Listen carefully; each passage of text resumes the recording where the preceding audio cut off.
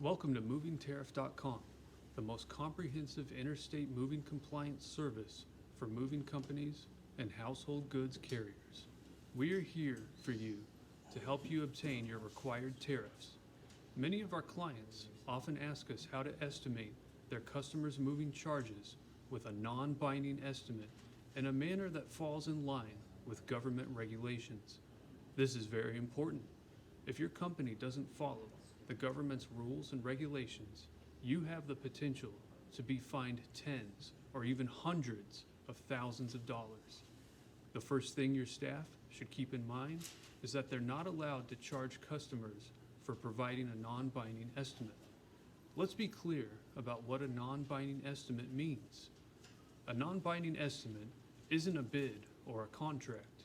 You can provide it to your customer to give the person a general idea of how much the move will cost, but it by no means legally binds you to the estimated cost.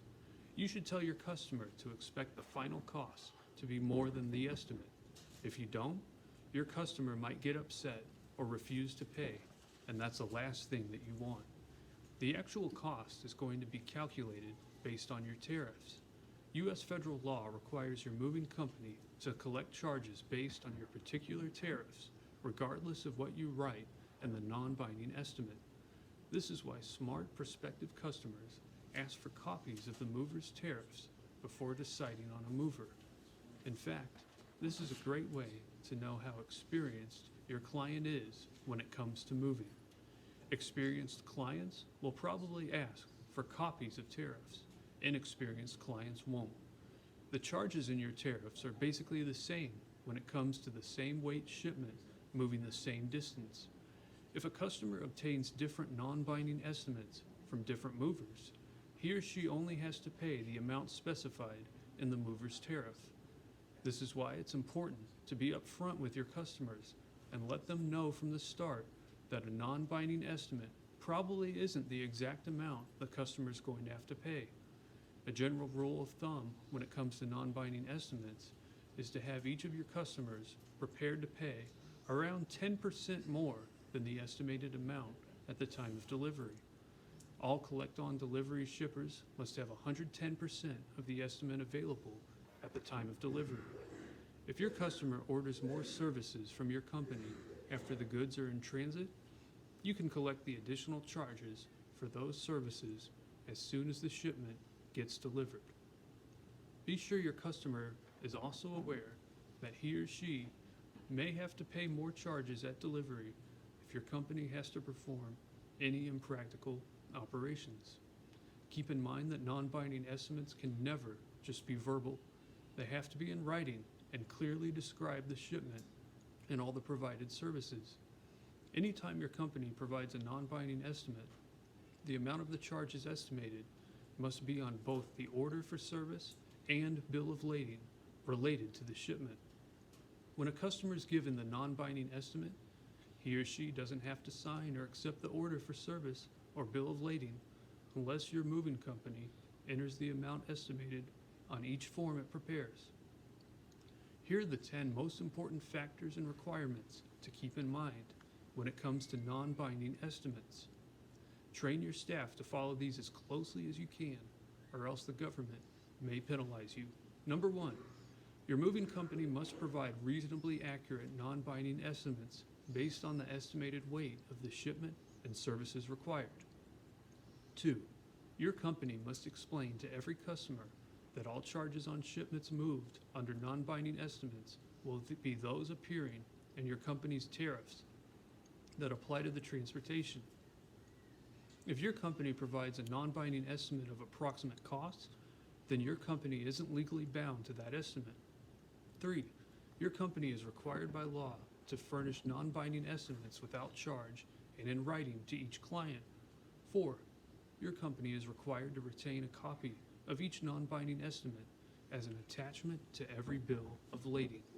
Number 5, your company must clearly indicate on the face of a non-binding estimate that the estimate's not binding to your company and that the charges shown are only approximate charges to be assessed for the services listed in the estimate. 6, Your company is required to clearly describe on the face of each non-binding estimate the entire shipment and all services that will be provided. 7. If before loading your shipment, your workers believe that they're tendering additional goods or are being asked to provide additional services that are not identified in the non-binding estimate, just try to reach a new agreement with your customer. If your company can't reach an agreement with the customer, then your company has a legal right to refuse service for the shipment. But if a new updated agreement is reached with the customer and your company is going to service the shipment, then your company is required by law to provide one of the following 2 estimates. You can simply just reaffirm the non-binding estimate, or your team will have to negotiate a revised non-binding estimate. That estimate will have to be in writing and list the additional goods or services. 8. Once your company loads the shipment, if your team fails to draft up a new estimate, this legally signifies that your company has reaffirmed the original non-binding estimate. Your company legally can't collect more than 110% of the amount of this non-binding estimate at the destination for the services and quantities that are listed on the estimate. Number 9.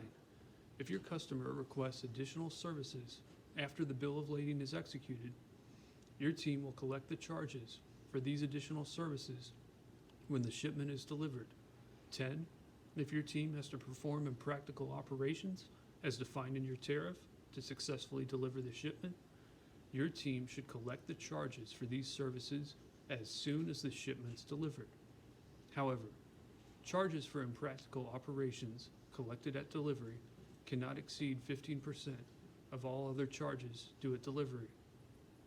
The government requires that the customer must pay for any remaining impractical operations charges within 30 days after he or she receives your company's freight bill. If your company goes through with a non-binding estimate, your team has to enter the estimated charges into both the order for service and the bill of lading. Federal law requires your company to retain a record of all estimates of charges for each move for at least 1 year from the date your team made the estimate. Thank you so much for watching. For more information on all things interstate moving related, please go to our website, movingtariff.com. Be sure to subscribe and watch our other videos to stay up to date on all regulations and changes in the moving industry. If you're considering doing a binding estimate, check out our video on the subject to find out how to go about it and what's required by law for you to do. Thank you.